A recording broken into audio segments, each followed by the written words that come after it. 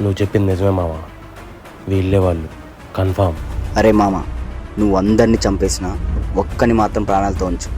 వాడితో మనకి చాలా అవసరం ఉంది. సారీ మావా, లేట్ అయ్యావు.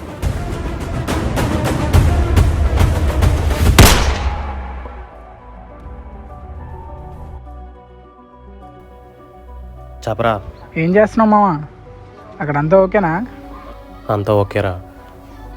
నేను వచ్చిన పని కూడా అయిపోయింది, ఇంకొక పని ఉంది, అది అవగానే వచ్చేస్తా.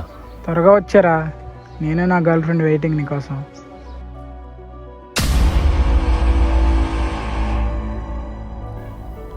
రే సుబ్బు, నేను మళ్ళీ చేస్తా, బాయ్.